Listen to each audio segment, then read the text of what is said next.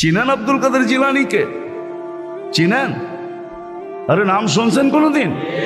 পীরানে পীর বড় পীর আব্দুল কাদের জিলানী রহমতুল্লাহ আলাই উনি লেখছেন, হায় ওর চেয়ে বড় হতভাগা কেউ নেই, ওর চেয়ে বড় কপাল পোড়া কেউ নাই, ওর চেয়ে বড় নিমক হারাম কেউ নাই, ওর চেয়ে বড় অকৃতজ্ঞ কেউ নাই, ওর চেয়ে বড় নিকৃষ্ট কেউ নাই। আল্লাহ ডাকলো আর আসলো, নামাজের জন্য ডাকলো আর আসলো না, আসলো না। বলে নিকৃষ্ট কেন বলছে আব্দুল কাদের জিলানী রহমতুল্লাহ আলাইহি? কেননা শুকর সকালবেলা ওঠে, ঘুমের থেকে উঠার পরে বলে আল্লাহ ঘুমের থেকে উঠলাম, সামনে কিন্তু তাকাবো, কাইলা ইয়াকা আউয়ালা নজরিন আলা মান লা ইউসাল্লি, যে নামাজ না পড়ে ওর উপরে যেন আমার প্রথম দৃষ্টিটা না। আল্লাহ জিজ্ঞাসা করে কেন? আমার কাছে ও আমার চেয়েও নিকৃষ্ট, কেন আমি তো সকালে উঠেই বলি আলহামদুলিল্লাহিল্লাযী খালাকানি আবতারা খালকি, প্রশংসা ওই আল্লাহর যিনি আমাকে সৃষ্টির ভিতরে সবচেয়ে নিকৃষ্ট তৈরি করছে, তারপরও তোমার প্রশংসা। আমি তো উঠেই তোমার গীত গাই, কিন্তু তুমি ডাকো তারপরও ও সাড়া দেয় না, তো আমার মন বলে ও আমার চেয়েও নিকৃষ্ট। দ্বিতীয় দলিল দেয় যে আমি তো জাহান্নামে যাব না, উকুদুহান নাস ওয়াল হিজারা, মানুষই তো জাহান্নামে যাবে, আমাকে তো কিয়ামতের দিন বলা হবে কুনু তুরাবা, মাটি হয়ে যাও, আমি মাটি হয়ে যাব। কিন্তু মানুষকে তো এই কথা বলা হবে না, মানুষকে তো বলা হবে উকুদুহান নাস ওয়াল হিজারা, তুমি জাহান্নামের ইন্ধন হবে, মানুষই জাহান্নামের ইন্ধন হবে, আবার মানুষই জান্নাতের উচ্চ শিখরে। এই জন্য শুকর বলে অর্চে নিকৃষ্ট কেউ নাই। তো আব্দুল কাদের জিলানী পীরানে পীর বড় পীর আব্দুল কাদের জিলানী রহমতুল্লাহ আলাইহিও বলেন যে অর্চে নিকৃষ্ট কেউ। এই জন্য যদি বুঝে আইসা থাকে, কথা আগে নেওয়ার আগে, শেষ করার আগে এইখানেই প্রতিশ্রুতি নিতে চাই যে আজকে যারা এই মজমায় আছে, দুকে হাত রেখা ওয়াদা করব যে আজকের পরে, বিশেষ করে যুবকরা, যে আজকের পরে আর আমি কোনোদিন নামাজ ছাড়ব না। ওয়াদা, বিলকুল ওয়াদা, তাইলে আগে চলতে পারি। ওয়াদা কিন্তু আজকের থেকে আর নামাজ ছাড়ব না, আজকের থেকে আর নামাজ ছাড়ব না।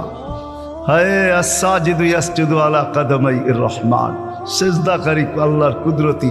আলী রাদিয়াল্লাহু তাআলা আনহু বলছেন তুরিদু আন তাতাকাল্লাম মা আল্লাহ, তুমি চাও আল্লাহর সাথে কথা বলবে? হায় হায়, আমি তো বলি মুসা আলাইহিস সালাম কথা বলতে গেলে 4টা শর্ত ছিল। 4টা, কয়টা? তুর পাহাড় হইতে হবে, এছাড়া কথা বলতে পারতেন না। কি উলামা বলে কি সত্য না মিথ্যা? হ্যাঁ না ঘরে বয়ে বয়ে বিছনায় কথা বলতে পারতেন? তুর পাহাড় হইতে হইতো, গেলেই জুতা খুলতে হইতো। সময় নির্ধারিত ছিল, কি ছিল? এই সময় আসলে কথা হবে, নাইলে হবে না। আবার কথার সীমা রেখা ছিল, আজকে এতটুক বলবে, বাকিটুকু কালকে, এর বেশি বলা যাবে না। হায় হায়, এই উম্মতের জন্য কোনো শর্ত নাই, এই উম্মতের জন্য কোনো শুধু শর্ত আছে 20 মিনিট, 45 মিনিট, 3 পুরো রং 45 মিনিট বলতে পারবে না। সূর্য উঠতেছে তখন, সূর্য ডুবতেছে তখন, আর সূর্য যখন ঢলতেছে তখন 15 মিনিট করে 45 মিনিট। এছাড়া সারা দিন কথা বলতে পারবে, ইচ্ছা হোক। এই জন্যই আলী রাদিয়াল্লাহু তাআলা আনহু বলেন তুমি চাও আল্লাহর সাথে কথা বলতে, ফালতুসাল্লি, তাহলে নামাজে দাঁড়াও।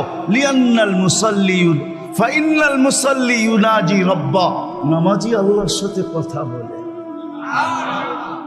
আল্লাহ সুযোগ দিয়েছে।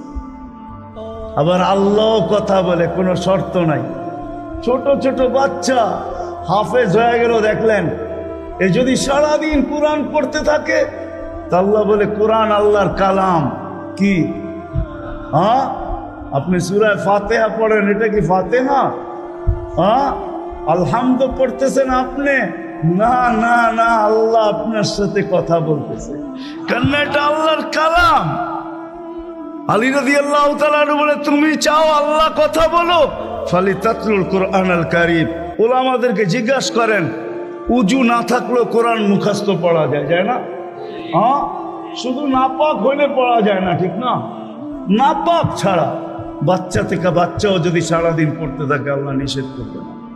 শেষ করে যদি আবার শুরু করে আল্লাহ নিষেধ করবে না। আল্লাহ বলবে তুই এক সময় ক্লান্ত হয়ে যাবি, কিন্তু আমি কথা বলতে বলতে ক্লান্ত হব না, আমি তো বলতেই থাকবো। বিদায় মেরে দোস্ত, আজকের থেকে নামাজ ছাড়বো না, পাক্কা ওয়াদা। যুবকরা কি বলে? যুবকরা সবচেয়ে বেশি আমার যুবকদেরকে দরকার। যুবকরা যদি নামাজি হয়ে যায়, চলো মনে উঠলো বলেই দিই, তুমি জানো না যুবক সেজদায় কি রাখা আছে? যুবক যখন সেজদায় যায় সুবহান রাব্বিয়াল আলা বলে, আলা সুবহান রাব্বিয়াল আলা, আল্লাহ উপর থেকে চিৎকার দিয়া বলে সাব্বাহতানি সাব্বাহতুক, তুই আমাকে পবিত্র বললি আর তুই অপবিত্র থাকবি, এটা হইতে পারে না, তুইও পবিত্র, গুনাহ মাফ। আলাইতানি ফা আলাইতুক, তুই আমাকে মহান বললি আর তুই মহানত্ব পাবি না, এটা হইতে পারে না, তুইও মহান। বলে আল্লাহ কেমন মহান? বলে তোর জন্য আরশের নিচে গ্যালারি এখনই ঠিক করতেছি, তোকে আরশের নিচে আমি ছায়া দিব, কয়েকটা গ্যালারি দিব তোকে। হ্যাঁ, সুপার ডিলাক্স গ্যালারি, যেখানে তুমি বসবে যা চাবে তা পাবে, খাইতে থাকবে আর হিসাব কিতাব দেখতে থাকবে। আল্লাহকে যদি বলি আল্লাহ এই গ্যালারি কেন দাঁড় করাবেন, আল্লাহ যেন আমাকে বলতে চায় হিসাব কিতাব, দর্শক না হইলে খেলতেও ভালো লাগে না, আবার দর্শক না হইলে খেলতেও ভালো লাগে না, আর দর্শক ছাড়া খেলাও জমে না। আল্লাহ বলে তোকেদেরকে দর্শক বানাবো, কেননা হিসাব কিতাবও তো একটা খেলা, ঠিক না? কি বলেন? হ্যাঁ, খেলাই হবে হিসাব কিতাবের, আরশের নিচে হবে মেলা আর বাহিরে হবে হিসাব কিতাবের খেলা, ঠিক না? কাউকে 50,000 বছর দাঁড় করায় রাখবে, ইয়াউমা তুবলা সারাইর, সমস্ত গোপন তথ্যগুলা যেগুলা দুনিয়াতে আমরা লুকায়িত রাখছি, কেউ জানে না, সব আল্লাহ ওইখান থেকে উদ্ঘাটন করে নিয়ে আসবে আর সামনে ছড়ায় দিবে, আর হিসাব কিতাব নিতে থাকবে। 50,000 বছর দাঁড় করায় রাখবে, লা ইয়াসাল কদম আবদিন, পাও হেলাইতে দিবে না। আল্লাহ বলছে দুনিয়ায় বহুত ছুটছ, দুনিয়ায় বহুত ঘুরছ, দুনিয়ায় বহুত করছ, আমি কিচ্ছু বলি নাই, শুধু তাকায়া ছিলাম, নাজিরুন কাইফা তা'মালুন, আমি দেখতেছিলাম, তুমি বলতেছিলাম, আমি শুনতেছিলাম, কুলতু ফাসামি'তু, আমি শুধু শুনছি, তুমি করতেছিলে আমার বিরুদ্ধে, ফাতাহাম্মালতু, আমি সহ্য করতেছিলাম, কিছুই বলি নাই। আজকে দেখাবো তোমাকে খেলা। ওই গ্যালারি রাখবে তোমার জন্য যুবক, গ্যালারি, এত মর্যাদা। জমিনে চলবে তুমি, আরেক হাদিস নিয়ে নাও, জমিনে চলবে, আল্লাহ তোমাকে দেখায়া দেখায়া উপর থেকে বলবে লাউলা ইয়া শাবাব, ও যুবক তুই যদি জমিনে না থাকতি, লাউলা শাবাব খুশা, ওই যুবক যদি জমিনে না থাকতো, যারা আল্লাহর ভয়ে নিজেকে লজ্জাপতির মতো গুটায় আনিছে, আজান শুনতে দেরি, মসজিদের দিকে দৌড়াইতে দেরি হয় না, আল্লাহর হুকুম সামনে আসতে দেরি, পুরা করতে দেরি করে না, নবীর তরিকার বিরুদ্ধাচারণ করে না, এইখানে একজন যুবকও পাওয়া যাবে না। চুল তো প্রতি মাসে কাটে, প্রতি মাসে না কাটক 2 মাস অন্তর কাটে, 2 মাস অন্তর না কাটক 3 মাস অন্তর কাটে, 3 মাস অন্তর না কাটক 6 মাস অন্তর কাটে, 6 মাস না কাটক 2 ঈদে তো কাটেই কাটে। কিন্তু একজনও যুবক এখানে পাওয়া যাবে না যে সেলুনে যায় বলছে যে এই 12ই রবিউল আউয়াল আসতেছে, একজন যুবকও পাওয়া যাবে না। হয় আমি কোনো মতবাদের কথা বলতেছি না, একজন যুবক পাওয়া যাবে না যে সেলুনে যায় বলবে, নবগঞ্জ বাজারে যায় বলবে, বা মাদায়ায় যায় বলবে, বা কুমিল্লায় বলবে, বা যেই কোনো সেলুনে যায় বলবে যে তোমার এখানে চুল কাটার বড় ডিজাইন আছে, সমস্ত ডিজাইন আজকে সরাও, আজকে আমি আসছি, আমাকে আমার নবীর চরিকা মতে চুল কাটা দাও। একজন যুবক এখানে পাওয়া যাবে। যেই যুবক জীবনে বলছে যে আমাকে নবীর তরিকা মতো আজকে চুল কাটা দাও, আজকে কোনো স্টাইল না, মুহাম্মদুর রাসূলুল্লাহর স্টাইল। যদি বলে তুমি এই স্টাইলে চুল কাটবে কেন, বলছে চুল কাটা দিয়ে জান্নাতে যেতে চাই। হ্যাঁ হ্যাঁ, সত্য এটাই, হাদিসে আছে মান তামাসসাকা বিসুন্নতি, ইন্দা ফাসাদি উম্মতি তামাসাক, বোঝেন? আগে গ্রামগঞ্জে ছিল শাখো, শাখো চিনেন? কয়টা বাঁশ দিয়ে বানাইতো? একটা বাঁশ দিয়ে, ঠিক না? আর উপরে বান্ধা দিত আরেকটা বাঁশ, ঠিক না? দুর্বল মানুষগুলো ওটা দৌড়া দৌড়া পার হইতো, ঠিক না? আর শহরের মানুষ আসলে আগের থেকেই পাও কাঁপা শুরু হইতো, কেন হয়তো পার্ক হওয়ায় অভ্যস্ত না, ঠিক না? কি বলেন? 6 জনে মিলা পার করতো, ঠিক না? উপরের বাঁশটা কেন বাঁধা হয়েছে? এই জন্য বাঁধা হয়েছে যে যদিও সাকর থেকে পাও পিছলায় চলে যায়, তাহলে তুমি যেন বাঁশটা ধরে লটকায়া থাকতে পারো, দূরের থেকে কেউ দেখা এসে ছুঁটা তোমাকে ওইখান থেকে উঠাইতে পারে, পানির ভিতরে তুমি না পড়ো। আল্লাহ রসুল বলে একটা সময় আসবে, কোন উম্মত যদি আমার একটা সুন্নত ধরে এরকম লটকায় থাকে, তো আল্লাহ রসুল বলে তাকে 1 শহীদের না 100 শহীদের সওয়াব দেওয়া। জান্নাতে যাওয়ার জন্য 1 শহীদের সওয়াবই যথেষ্ট, এইখানে 100 দেওয়া হবে। এই জন্যই হাদিসের শব্দ আসছে মান তামাসসাকা বিসুন্নতি, যে আমার একটা সুন্নত ধরে লটকায়া থাকবে।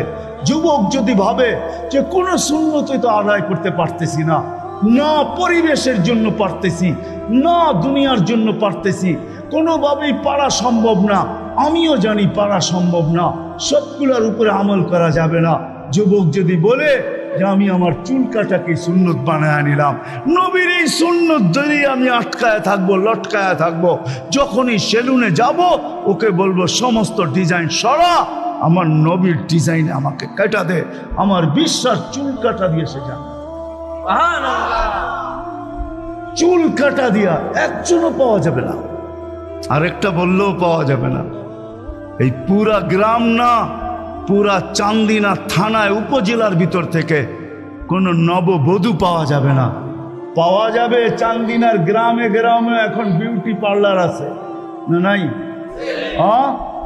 ঘরে ঘরে বিউটি পার্লার আছে, অনলাইনে সব বিউটি পার্লার চলে, অনলাইনে এসে সেই জায়গায় যায়।